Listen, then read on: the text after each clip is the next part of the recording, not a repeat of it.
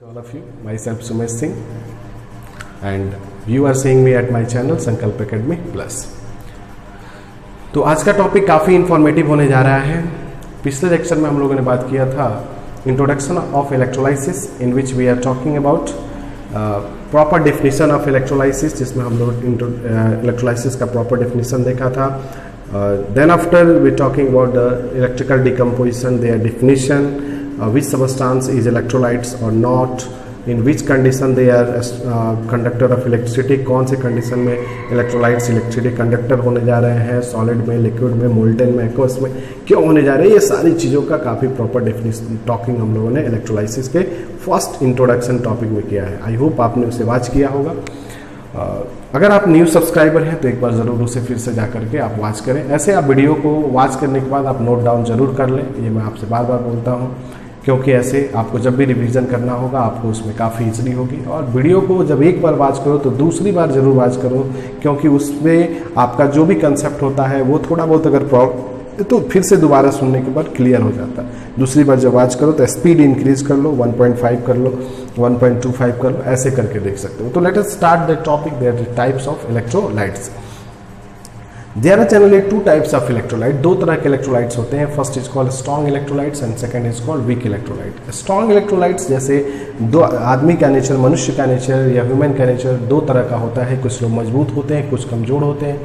मजबूत वो होते हैं जो अपने काम को अच्छे ढंग से करते हैं, 100% अपना देते हैं, वे स्ट्रॉन्ग माने जाते हैं। जो अपने काम को 10%, 5%, 20% दे पाते हैं, they are known as the week.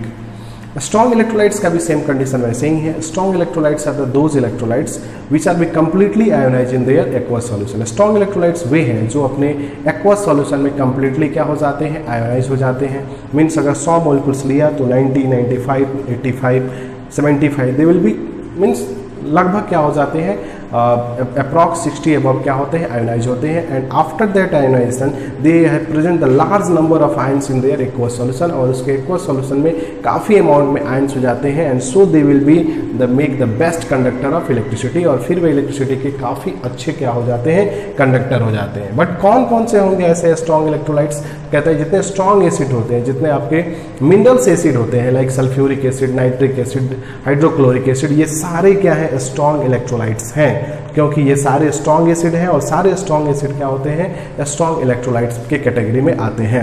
जैसे आपका H2SO4 हुआ, HCl हुआ, HNO3 हुआ, ये हमारे स्ट्रॉन्ग इलेक्ट्रोलाइट्स की कैटेगरी में आते हैं। जितने स्ट्रॉन्ग बेस होते हैं, लाइक NaOH हुआ, KOH हुआ, COH हुआ, means sodium hydroxide, potassium hydroxide, calcium hydroxide, ये सारे स्ट्रॉन्ग बेस हैं। एंड ये स्ट्रॉन्ग बेस भी काफ़ी अच्छे क्या माने जाते हैं, आपके अच्छे इलेक्ट्रोलाइट्स के कैटेगरी में आते हैं। नाउ थर्ड कैटेगरी आती है आपका इलेक्ट्रोलाइट्स, स्ट्रॉन्ग इलेक्ट्रोलाइट्स का कि और कौन कौन से स्ट्रॉन्ग इलेक्ट्रोलाइट्स हो सकते हैं। Means they are strong acid और स्ट्रॉन्ग बेस के जो साल्ट होते हैं, मीन्स स्ट्रॉन्ग एसिड जिसके पेरेंट्स जो हो स्ट्रॉन्ग एसिड और स्ट्रॉन्ग बेस हो, मतलब ऐसे साल्ट जिसके पेरेंट्स स्ट्रॉन्ग एसिड और स्ट्रॉन्ग बेस हो, मतलब ऐसा साल्ट जो स्ट्रॉन्ग एसिड और स्ट्रॉन्ग बेस के मिलने से बनता है। तो ऐसे जो साल्ट्स होते हैं वो भी क्या होते हैं, स्ट्रॉन्ग इलेक्ट्रोलाइट्स माने जाते हैं। जैसे स्ट्रॉन्ग एसिड का साल्ट, स्ट्रॉन्ग एसिड हुआ तुम्हारा HCl hydrochloric acid, strong base हुआ तुम्हारा NaOH, दोनों मिलकर के एक साल्ट बनाया जैसे NaCl, ये भी क्या होगा, एक अच्छा स्ट्रॉन्ग इलेक्ट्रोलाइट्स होगा।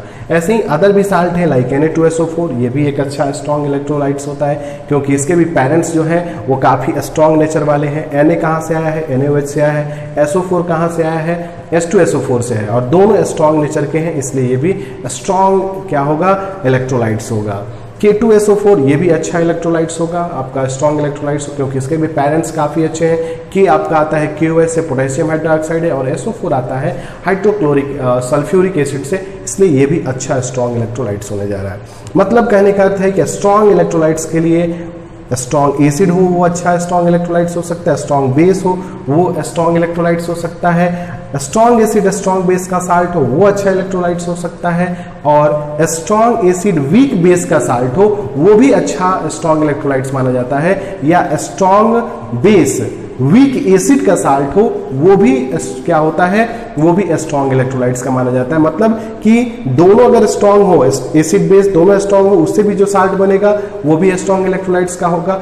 दोनों कंपोनेंट में से कोई एक वीक हो, जैसे मान लो कि वीक एसिड और स्ट्रॉन्ग बेस का साल्ट है, वो भी क्या माना जाएगा, वो भी आपका क्या माना जाएगा, वो भी आपका स्ट्रॉन्ग इलेक्ट्रोलाइट्स माना जाएगा। जैसे मैंने एक एग्जांपल भी लिया है कि उस तरह का वीक एसिड का एक साल्ट है, कौन सा वीक एसिड है, कौन सा acetic acid CH3COH, strong base है कौन सा NaOH सोडियम हाइड्रोक्साइड। दोनों के मिलने से एक साल्ट बन रहा है CH3COONA, that is called sodium acetate. और ये सोडियम एसीटेट जो है वो वीक एसिड स्ट्रॉन्ग बेस का साल्ट है, बट फिर भी ये क्या होगा, स्ट्रॉन्ग इलेक्ट्रोलाइट्स होगा, क्योंकि इसका एक कंपोनेंट स्ट्रॉन्ग है, मींस सोडियम वाला पोर्शन जो है ये इसका क्या है, स्ट्रॉन्ग है।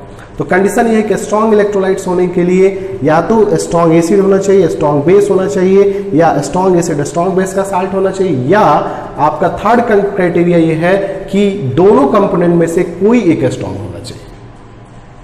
क्लियर। नेक्स्ट टॉपिक पे आते हैं वीक इलेक्ट्रोलाइट्स। नाम से क्लियर है वीक इलेक्ट्रोलाइट्स कौन हो सकता है। वीक इलेक्ट्रोलाइट्स मींस होते हैं those electrolytes which are not be completely ionised in their aqueous solution, they will be partially ionised after the passing of electric current. Weak electrolyte वैसे electrolytes को माना जाता है जिससे इलेक्ट्रिक करंट पास कराने के बाद वे पार्शियली क्या हो जाए, आयोनाइज हो जाए, मतलब थोड़ा सा क्या हो, आयोनाइज। जैसे 100 मोलिक्यूल्स अगर ले तो 100 मोलिक्यूल्स में 10 मोलिक्यूल्स आयोनाइज हो, 5 मोलिक्यूल्स आयोनाइज हो, 25 हो, 30 हो, 35 हो, 40 हो, तो अप्रॉक्स इनका क्या है, आयोनाइजेशन पावर कम है, काफी कम है, 100 में से 40 30, this is not be completely ionize. तो those electrolytes which are not be completely ionize in their aqueous solution means they will be partially ionized in their aqueous solution after the passing of electric current. This is called the weak electrolyte। और ऐसे criteria में हमारा आता है कौन सा, weak acid जो होते हैं वो हमारे वीक इलेक्ट्रोलाइट्स होते हैं। जैसे जितने वीक एसिड कौन से हैं, तो जितने हमारे ऑर्गेनिक एसिड हैं like citric acid, tartaric acid, malic acid, formic acid, acetic acid, butyric acid, all organic acids are generally the weak electrolyte. जैसे मैंने कुछ एग्जांपल भी यहाँ पे लिखा है, HCOH that is called IUPAC name में मिथेनोइक एसिड इसको कहते हैं, कमनली इसे हम फॉर्मिक एसिड कहते हैं, एक वीक इलेक्ट्रोलाइट है। दूसरा CH3COH this is called ethanoic acid जिसे हम कहते हैं, इथेनोइक एसिड इसका IUPAC नेम है, कॉमन नेम इसका एस्टिक एसिड है, वो एक क्या होता है, वीक इलेक्ट्रोलाइट्स होता है। इसके अलावा जितने वीक बेस होते हैं, जैसे तुम्हारा अमोनियम हाइड्रोक्साइड, एल्युमिनियम हाइड्रोक्साइड, ये सारे जितने वीक इलेक्ट्रोलाइट्स होते हैं, जितने वीक बेस हैं वो हमारे क्या होते हैं, वीक इलेक्ट्रोलाइट्स होते हैं। तो this is the concept about the strong electrolytes and also the weak electrolytes. In the next portion we were starting that electrolysis of water. दूसरे पोर्शन में हम लोग स्टार्ट करने जा रहे हैं इलेक्ट्रोलाइसिस ऑफ वाटर। वाटर का इलेक्ट्रोलाइसिस काफी इंपॉर्टेंट है, रेड अलर्ट एरिया है, इसलिए कंसंट्रेट हो जाइए। ऐसा कभी भी लगभग 85% कंडीशन में जब भी आपके CBSE के एग्जाम्स हुए हैं वहां पर आपसे इस टॉपिक से क्वेश्चंस हर बार पूछा गया है, इसलिए कंसंट्रेट होकर के आप बिल्कुल इस टॉपिक को सुनिएगा। Electrolysis of water means water का हम डिकम्पोजिशन करेंगे due to the process of electric current. Electric current के थ्रू हम वाटर का डिकम्पोजिशन करेंगे, ब्रेकिंग करेंगे, ठीक है ना। तो कैसे करेंगे, तो इसके लिए हमें कुछ कंटेंट चाहिए, कुछ सामान चाहिए। क्या क्या चाहिए हमें कंटेंट में, इसके लिए हमें 2 इलेक्ट्रोड चाहिए, जनरली हमें 2 इलेक्ट्रोड चाहिए। कहते हैं कौन कौन से इलेक्ट्रोड किसे कहते हैं, the rod which are using the passing of electric current. जो भी आप कंटेंट बनाते हो उसमें जो आप रड या प्लेट यूज करते हो जिससे इलेक्ट्रिसिटी पास होता है, तो वैसे रड को या वैसे प्लेट को हम क्या कहते हैं, इलेक्ट्रोड कहते हैं। ये इलेक्ट्रोड हमें 2 चाहिए, एक को हम प्लस बनाएंगे, एक को माइनस। जिसको हम प्लस के फॉर्म में यूज करेंगे वो हमारा एनोड होगा, जिसको माइनस के फॉर्म में हम यूज करेंगे दैट इज कॉल्ड कैथोड होगा।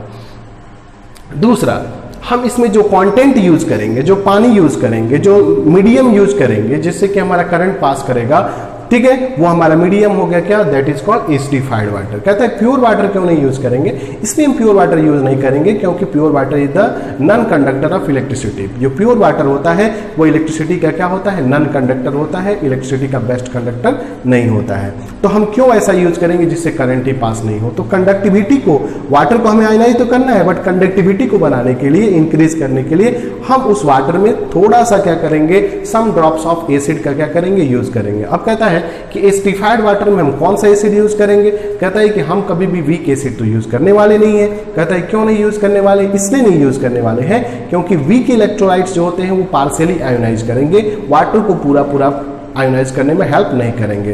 तो हम वैसे एसिड का यूज करेंगे जो स्ट्रॉन्ग नेचर के हों, मींस स्ट्रॉन्ग एसिड का हम क्या करेंगे, एसिडिफाइड करने के लिए, पानी में एसिड मिलाने के लिए स्ट्रॉन्ग एसिड का हम क्या करेंगे, यूज करेंगे। कहता है कौन सा स्ट्रॉन्ग एसिड सर यूज करेंगे, बहुत सारे स्ट्रॉन्ग एसिड्स हैं। कहता है कि हम लोग जनरली H2SO4 का क्या करेंगे, यूज करेंगे फॉर एसिडिफाइड, इसलिए मैंने यहाँ लिखा भी है H2O + H2SO4। अब कहते हैं कि सर हम अदर एसिड क्यों नहीं यूज करेंगे, जैसे HCl क्यों नहीं यूज करेंगे, HNO3 क्यों नहीं यूज करेंगे। तो कहते हैं इसलिए नहीं यूज करेंगे, HCl will be converted into gas. जैसे ही तुम उसे इलेक्ट्रिसिटी के पास कराओगे या वाटर में डालोगे, जैसे ही HCl वाटर में जाएगा they will be in the form of gas, वो वेपोराइज कर जाएगा, HNO3 वेपोराइज कर जाएगा। तो that's type of acid we can't be used which will be vaporise. वैसे एसिड का हम यूज नहीं करेंगे, वो भले ही स्ट्रॉन्ग है लेकिन वो वेपोराइज कर देंगे, तो वो आयोनाइजेशन में हेल्प हमारी नहीं करेंगे। तो दूसरा हम एसिडिफाइड वाटर यूज करेंगे।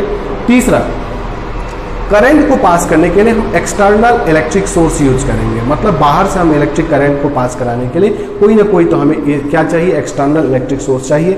इसके लिए हमें जो पास कराना है तो then we use the DC battery. हम किसका यूज करेंगे, डीसी बैटरी। डायरेक्ट करंट के लिए हम लोग डीसी बैटरी का क्या करेंगे, यूज करेंगे। एसी का तो आपको मैंने बताया ही था, एसी का यूज हम लोग नहीं करते हैं कभी भी इलेक्ट्रोलाइसिस करने के लिए, so we can use the direct current DC battery. अब हम इक्विपमेंट बना लेंगे, जैसे हमने 2 इलेक्ट्रोड ले लिया, एक बीकर ले लिया, 2 इलेक्ट्रोड डाला, इसमें एसिडिफाइड वाटर डाल दिया, फिर इसे एक्सटर्नल बैटरी से क्या कर दिया, ऐड कर दिया। अब देखो सॉल्यूशन में जैसे ही करंट पास होगा, तो सॉल्यूशन में करंट पास होने के बाद एनोड पर और कैथोड पर 2 तरह के प्रोसेस क्या हो जाएंगे, स्टार्ट हो जाएंगे। क्योंकि जैसे ही करंट जाएगा तो एट एनोड और एट कैथोड 2 अलग अलग तरह के प्रोसेस क्या होंगे, प्रोसीड होंगे। एट एनोड जो प्रोसेस होने जा रहा है that is called oxidation. At anode पर जो प्रोसेस होगा उसका नाम क्या होगा, ऑक्सीडेशन। ऑक्सीडेशन मीन्स क्या होता है, ऑक्सीडेशन का अलग अलग डिफिनीशन है, ठीक है ना, बट यहाँ पे ऑक्सीडेशन का हम जो कंसेप्ट यूज करेंगे वो ट्रांसफर ऑफ इलेक्ट्रॉन का होगा। इलेक्ट्रॉन के थ्रू जो कंसेप्ट होगा वो हम यहाँ पे यूज करने वाले हैं। तो एट एनोड जो प्रोसेस होगा that is called the loss of electron. Anode पे जो प्रोसेस होगी वो होगी ऑक्सीडेशन, और oxidation means loss of electron. मतलब एट एनोड इलेक्ट्रॉन का क्या होगा, लॉस होते रहेगा। मतलब एनोड से इलेक्ट्रॉन क्या होंगे, निकलेंगे। जब करंट क्या होगा इसमें पास होगा तब एनोड से इलेक्ट्रॉन क्या होंगे, निकलेंगे, ठीक है। एट कैथोड जब करंट पास होगा इसमें तो एट कैथोड क्या होगा, रिडक्शन होगा। रिडक्शन मीन्स क्या होता है, गेन ऑफ इलेक्ट्रॉन। मतलब एनोड से इलेक्ट्रॉन निकलेंगे, कैथोड पे इलेक्ट्रॉन क्या होंगे, गेन होंगे। रिडक्शन मीन्स क्या होता है, गेन ऑफ इलेक्ट्रॉन। अब देखो जब इलेक्ट्रिसिटी इस पूरे मीडियम में पास करेगी, तो इस इलेक्ट्रिसिटी जब पूरे मीडियम में पास करेगी तो इसके अंदर जो भी सॉल्यूशन होगा वो क्या करेगा, आयोनाइज कर जाएगा। कहता है कैसे कैसे आयोनाइज करेगा, तो इसमें कौन से सॉल्यूशन आप लिए हो, तो एक तो H2SO4 लिए हो और दूसरे उसके साथ में क्या लिए हो, H2SO4 लिए हो। तो H2O और H2SO4 ये 2 हैं। जब इससे इलेक्ट्रिसिटी पास होगा तो ये जो सॉल्यूशंस है वो आयोनाइज कर जाएंगे। कहता है कैसे आयोनाइज करेंगे, तो आप याद करो H2O कैसे टूटता है, H+ एंड ऑल्सो OH-। मतलब आपके पूरे सॉल्यूशन में आपके 3 आयंस होंगे। कहता है कौन, एक H2O की वजह से H+ और OH- मीन्स आपको पूरे सॉल्यूशन में आपके जो आयंस होने जा रहे हैं वो आपके आयंस होने जा रहे हैं कौन से, तो आपके आयंस होने जा रहे हैं कौन से, H+ और दूसरा कौन सा, वाटर के वजह से कौन सा होने जा रहा है, H+ और दूसरा कौन सा होने जा रहा है, OH-। ठीक है। इलेक्ट्रिसिटी जब जाएगी तो पूरा मीडियम आयोनाइज करेगा, तो सॉल्यूशन में आयंस कौन से होने जा रहे हैं, H+ और OH-। ये 2 आयंस होने जा रहे हैं। दूसरा H2SO4 आयोनाइज करेगा तो उसके वजह से तो H+ मीन्स H+ तो है ही, तो H+ OH- और सल्फेट है, H2SO4 है तो SO4 2-। तो आपके पूरे सॉल्यूशन में 3 आयंस होने जा रहे हैं, H+, SO4- और OH-। ये पूरे सॉल्यूशन में आपके आयंस होने जा रहे हैं। अब देखिए एट इलेक्ट्रोड, जैसे इलेक्ट्रिसिटी जब इसमें पास हो जाएगी तो पास होने के बाद ऑक्सीडेशन रिडक्शन स्टार्ट हो जाएगा, सॉल्यूशन में पूरे आयंस क्या हो जाएंगे, आयोनाइज हो जाएंगे। इसके बाद से एक प्रोसेस स्टार्ट होगी दैट इज कॉल्ड डिस्चार्जिंग। ठीक है। इलेक्ट्रिसिटी पास होने के बाद जब आयोनाइजेशन हो जाएगा, then after the another type of a process started, that is called the discharging. What is discharging? Discharging means होता है that ion species which wants to be neutral. जो आयन स्पीसीज इसमें है, किसमें? इस सॉल्यूशन में जो आयन स्पीसीज है, कौन से? H+, SO4 OH-, ये सारे जो आयन्स हैं ये अपने आप को क्या होना चाहेंगे? न्यूट्रल होना चाहिए, क्योंकि किसी के ऊपर चार्ज कभी भी स्टेबल नहीं होता है। आप किसी से चार्ज मतलब क्या हो जाना, जैसे मान लीजिए कि चार्ज मतलब क्या होना, आपको मैंने चार्ज कर दिया, बोलते हैं ना तुम सर आपने मुझे चार्ज कर दिया। चार्ज कर दिया मतलब मान लो कि मैंने आपको चार्ज कर दिया। चार्ज कर दिया मतलब मान लो कि आप किसी से पैसा लिए हो, तो आपने पैसा लिया तो केमिस्ट्री की भाषा में आपने लिया तो आपके ऊपर क्या हो गया? माइनस। तो आपके ऊपर माइनस, जिसने दिया है उसके ऊपर प्लस। तो जिसने दिया है उसे भी टेंशन है, वो भी चार्ज है। कहता है क्यों? क्योंकि उसने पैसा दिया है ना, वो सोचेगा पता नहीं कि तुम लौटाओगे या नहीं लौटाओगे, तो वो भी अपने आप को स्टेबल फील नहीं करेगा। दूसरा, तुमने लिया है, तुम भी अपने आप को स्टेबल नहीं फील करोगे, क्योंकि तुम फील करोगे कि अरे यार मैं अगर कल उसके पैसे को टाइम से नहीं लौटाता हूँ, वो तुरंत जहां भी मुझे मिलेगा हमें बेइज्जत कर देगा।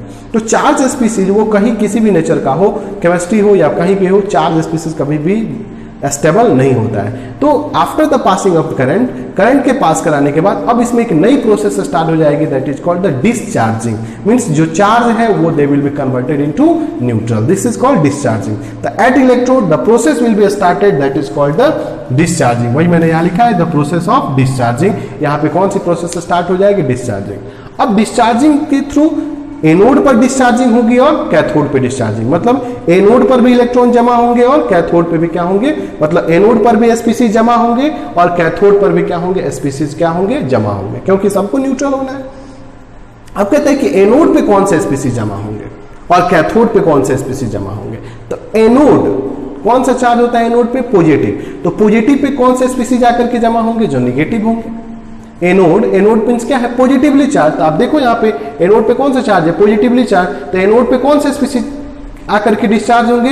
तो एनोड पे जो स्पीसीज अट्रैक्ट होंगे दे विल बी निगेटिवली चार्ज। तो वही मैंने लिखा है, at anode attract the negative charge. At anode पे कौन से स्पीसीज चार्ज डिस्चार्ज होंगे? जो निगेटिवली क्या होंगे? चार्ज होंगे। एट कैथोड, कैथोड पे भी डिस्चार्ज होगा। कहता है क्यों? क्योंकि कैथोड पे कौन सा चार्ज है? Negative charge. तो निगेटिव चार्ज वाले के पास कौन से डिस्चार्ज होने के लिए जाएंगे? जिसके पास कौन सा चार्ज होगा? पॉजिटिवली चार्ज होगा। तो पॉजिटिवली चार्ज वाले स्पीसीज जो होंगे means attract the positively charge species. At cathode, cathode के ऊपर इलेक्ट्रिक करंट जब पास होगा तो जो आयंस है उस आयन में से जो पॉजिटिव चार्ज वाले हैं वो किधर जाएंगे? पॉजिटिव चार्ज वाले एट कैथोड जाकर के जमा होंगे और जो निगेटिव चार्ज वाले हैं वो किधर जाकर के जमा होंगे? एनोड पे जमा होंगे। मींस एनायन ऐसे भी याद कर सकते हो, anion, anion means negative, anion at anode, cation at cathode. Anion जो है एनोड पे जमा होंगे, केटायन एट कैथोड, कैथोड पे क्या होंगे? जमा होंगे। अब देखो, अब एट कैथोड पे कौन सी प्रोसेस होगी? तो एट कैथोड पे कौन सी प्रोसेस होगी? कौन जाएंगे एट कैथोड पे? तो एट कैथोड पे भी मैंने बताया ना कि जो कैटायन होंगे वो जाएंगे। अब इसमें कैटायन कौन सा है बोलो? H+। कैटायन कौन सा है? H+। तो H+ अपने आप को न्यूट्रल होने के लिए जाएगा, कहां पे जाएगा? तो H+ अपने आप को न्यूट्रल होने के लिए कहां पे जाएगा? एट कैथोड पे जाएगा। अब कैथोड पे ये जाके क्या करेगा? तो H+ है, इलेक्ट्रॉन की कमी है इसके पास, तो H+ क्या करेगा? एट कैथोड पे जाकर के क्या करेगा? इलेक्ट्रॉन को गेन करके किसमें कन्वर्ट हो जाएगा? H2 में क्या हो जाएगा? कन्वर्ट हो जाएगा। H+ के पास इलेक्ट्रॉन की कमी है और कैथोड पे क्या होता है? एट कैथोड मींस क्या है? Gain of electron. कहता है क्यों? कैथोड पे क्या? Reduction, reduction means gain of electron. अब H+ क्या करेगा? कैथोड से गेन ऑफ इलेक्ट्रॉन हो ही रहा है, वहां इलेक्ट्रॉन मिल ही रहा है, कैथोड पे जाएगा H+, इलेक्ट्रॉन को गेन करेगा और गेन करके किसमें कन्वर्ट हो जाएगा? H2 गैस में क्या हो जाएगा? कन्वर्ट हो जाएगा। अब देखो ये रिएक्शन में 4H+ और ये कैसे इलेक्ट्रॉन है मैं आपको बाद में समझाऊंगा। पहले आप इतना समझ लिए कि at cathode H+ converted into H2 gas convert हो जाएगा। Clear? At anode, at anode पे कौन जाएगा? एनोड, एनायन, एनायन जाएगा। क्यों? क्योंकि एनोड पे पॉजिटिव चार्ज है, कौन जाएगा? Negative charge. तो निगेटिव चार्ज में कौन कौन से हैं? तो निगेटिव चार्ज में तो अब दो है सॉल्यूशन में, एक SO4 है और एक कौन सा है? OH है। SO4 और OH। अब इसका मतलब कि दोनों में से कौन जाएगा? दोनों तो जा नहीं सकता है, दोनों में कंपटीशन होगी, जाएगा तो कौन जाएगा? तो इसके लिए आपके पास मैंने यहाँ पे कंसेप्ट लिखा है कि ये this is called the discharging ratio. मैंने यहाँ पे ये डिस्चार्जिंग रेशियो यहाँ पे लिखा है, डिस्चार्जिंग ऑर्डर लिखा है, दिस इज डिस्चार्जिंग ऑर्डर। सबसे कम डिस्चार्ज कौन सा होता है? SO4 सबसे कम, मतलब अगर सबसे लास्ट में अगर सॉल्यूशन में कहीं जाना हो तो कौन जाएगा? SO4 उससे ज्यादा कौन जाएगा? NO3 मतलब SO4 से फास्ट कौन डिस्चार्ज होने के लिए जाएगा? NO3 NO3 से फास्ट कौन डिस्चार्ज होगा? Cl- से फास्ट डिस्चार्ज कौन होगा? Br- से फास्ट डिस्चार्ज कौन सा होगा? I- और I- से फास्ट डिस्चार्ज कौन सा होगा? OH-। तो this is the discharging order. Discharging order में SO4 सबसे कम डिस्चार्ज होता है, उससे तेज डिस्चार्ज NO3 उससे फास्ट डिस्चार्ज Cl-, उससे फास्ट डिस्चार्ज Br-, उससे फास्ट I- और सबसे फास्ट OH-। तो अब सॉल्यूशन में क्या है? सॉल्यूशन में एनायन में SO4 है और OH- है। तो डिस्चार्ज होने में फास्ट कौन चला जाएगा? पहले कौन जाएगा डिस्चार्ज होने के लिए? क्योंकि सबसे फास्ट में कौन है? OH, इसलिए OH चला जाएगा। ये OH किस में कन्वर्ट हो जाएगा? ये OH कन्वर्ट हो जाएगा किस में? H2 में, और H2 में कन्वर्ट होने के बाद ये क्या बना देगा? O, और ये O कन्वर्ट कर जाएगा किस में? O2 में। मीन्स एट कैथोड क्या फॉर्म होगा? At cathode H2 gas form होगा, और एट कैथोड क्या फॉर्म होगा? That is the oxygen. Clear? Overall reaction ये होगा कि when you passing the electric current through the H2O, जब तुम H2O से इलेक्ट्रिक करंट को क्या करोगे? पास कराओगे, then H2O divided into two part like H2 gas and also the O2 gas. H2 gas at cathode, O2 gas at anode. The ratio is, देखो कितना hydrogen form हो रहा है? 2, और ऑक्सीजन कितना फॉर्म हो रहा है? 1। So the ratio of formation of gases at anode और कैथोड इज 2:1। मीन्स इलेक्ट्रिक करंट के थ्रू जो हाइड्रोजन और ऑक्सीजन गैस एनोड और कैथोड पे बनेंगे। एनोड पे कौन बनेगा? फिर से बता देता हूं, एनोड पे कौन बनेगा? ये बार बार पूछा जाता है। एट एनोड पे कौन बनेगा? Oxygen gas. एट कैथोड पे कौन बनेगा? Hydrogen gas. रेशियो क्या होगा? 2:1 होगा।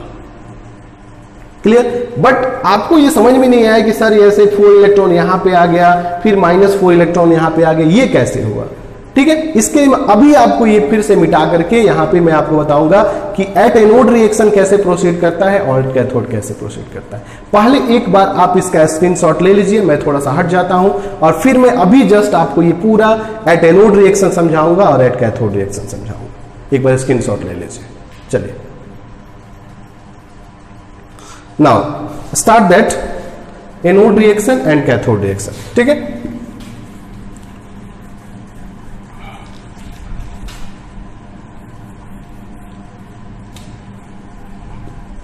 चलिए देखिए मेरे साथ, थोड़ा सा कंसंट्रेट हो जाइए। इतना सब कुछ समझ लिए, 2 मिनट तो लगेगा, इसको भी मैं काफी इजी वे में समझाऊंगा।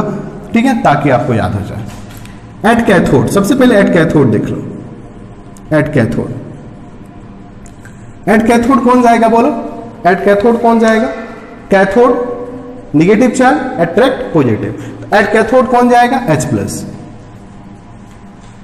ठीक है, H+, ये H+।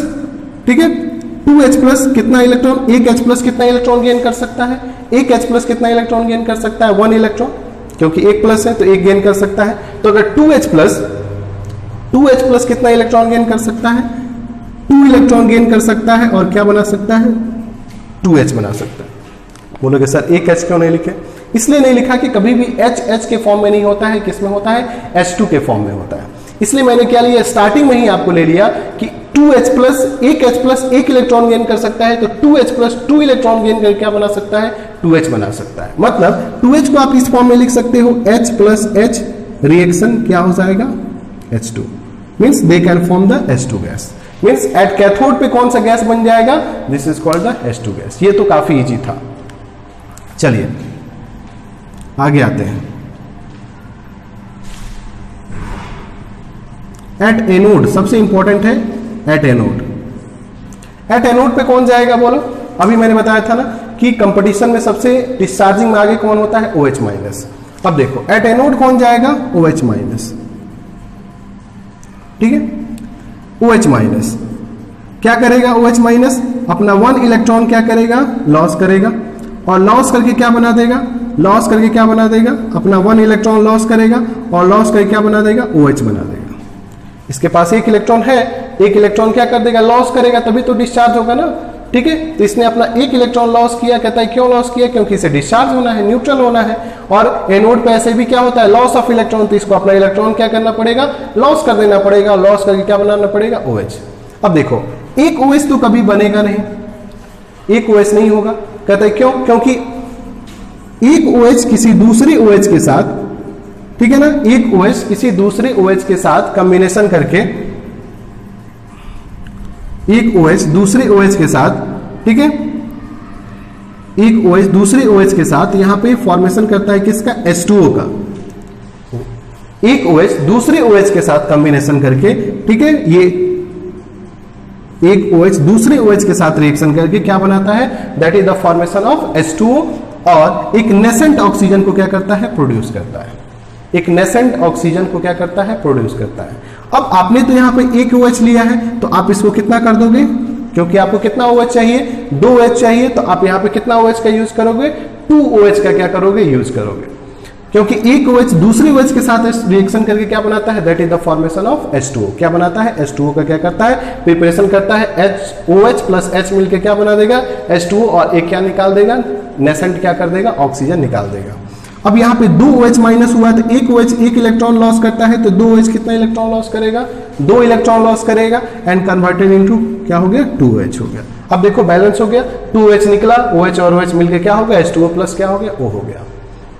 अब देखो एक ऑक्सीजन फिर एक दूसरे ऑक्सीजन के साथ मिलकर के क्या बना देता है, O2 का क्या कर देता है, प्रिपरेशन कर देता है। एक OH दूसरे O के साथ एक ऑक्सीजन, क्योंकि एक नेसेंट ऑक्सीजन कभी भी स्टेबल नहीं होता है, याद रखना कि कभी भी nascent hydrogen, nascent oxygen, nascent मतलब कभी भी अकेला एटम कभी भी स्टेबल नहीं होता है, इसलिए एक ऑक्सीजन फिर किसी दूसरे ऑक्सीजन के साथ कॉम्बिनेशन करके क्या बना देगा, O2 का क्या कर देगा, प्रिपरेशन कर देगा। अब O2 का जब प्रिपरेशन कर दिया, तो हमारे पास तो कितना ऑक्सीजन था, यहाँ पे हमारे पास कितना ऑक्सीजन बना है, एक ही ऑक्सीजन बना है, तो आप इसको क्या करोगे, इसको बैलेंस कर दोगे। आप यहाँ पे कितना ऑक्सीजन ले लोगे, 2 ऑक्सीजन ले लोगे। अब जैसे ही तुम यहाँ पे 2 ऑक्सीजन ले लोगे, तो अब यहाँ पे क्या हो गया, अनबैलेंस हो गया। कहता है क्या बैलेंस हो, अनबैलेंस हो गया। तो अब देखो यहाँ पे 2 और 1 3 हो गया, और इस साइड में कितना हो गया, ऑक्सीजन 2 ही है।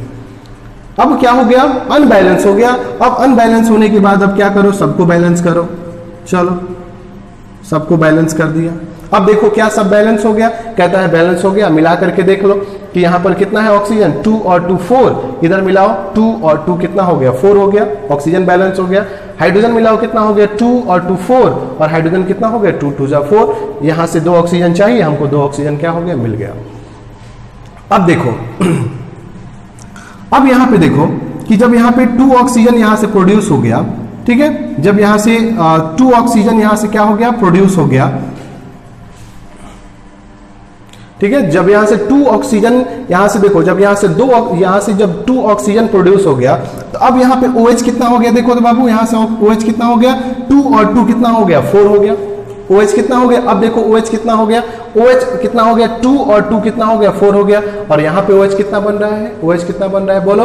अब यहाँ पे OH बन रहा है कितना, तो 2 ही OH बन रहा है, और आपको लेना कितना है, 4 OH।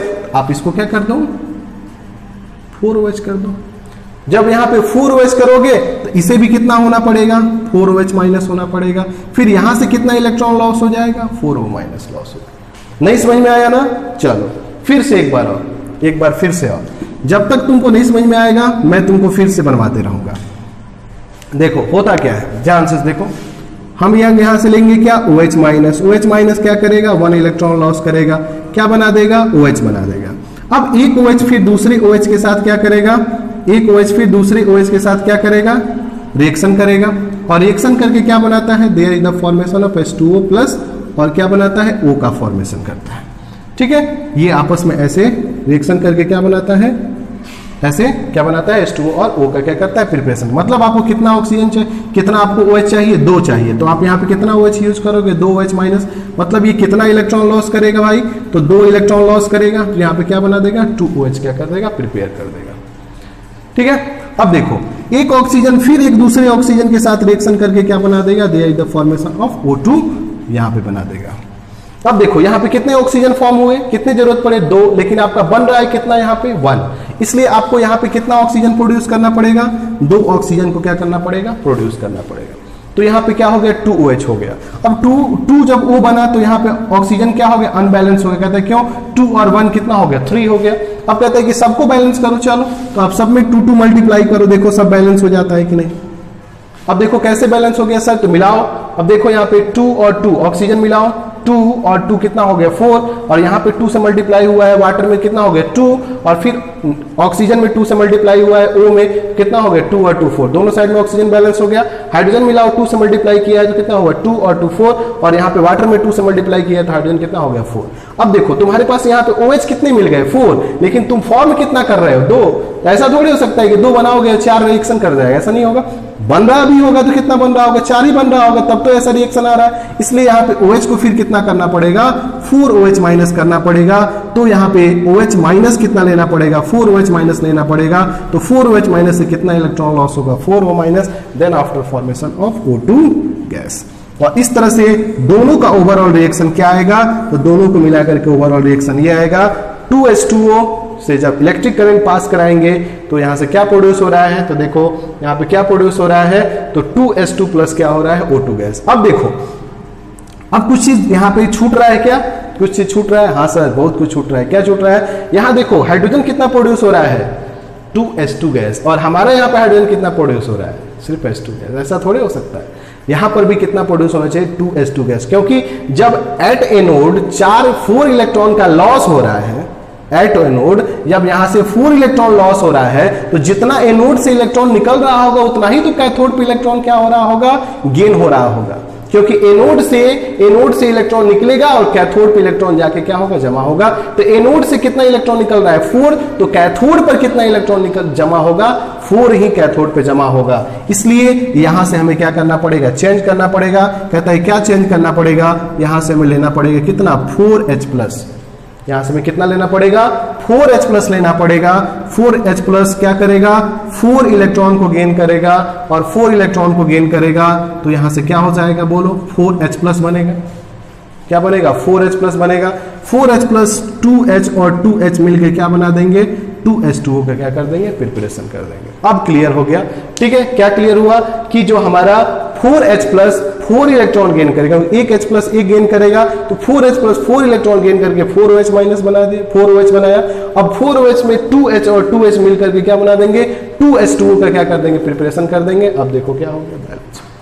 तो that is the concept for the electrolysis of water. ये हमारा कंसेप्ट था इलेक्ट्रोलाइसिस का, जो आई होप आपको याद हो गया होगा। रिएक्शंस बिल्कुल याद रखेंगे। What about the reaction for the electrolysis. Thank you for the today lecture. आज का लेक्चर इलेक्ट्रोलाइसिस ऑफ वाटर पे ही क्लोज होता है। तो इस तरह से इलेक्ट्रोलाइसिस का सेकंड लेक्चर कंप्लीट हमने कर दिया। In the third lecture we will comes for the substitution reaction. तो thank you for my all students. And अगर मेरे लेक्चर्स आपको अच्छे लगते हैं तो मैं हर बार की भांति यही आपसे बोलूंगा कि आप मिनिमम कम से कम 4 स्टूडेंट्स को जरूर शेयर करें, और आपका सपोर्ट ही है कि हम डे बाय डे इतना ग्रो कर रहे हैं। तो thank you for my all students.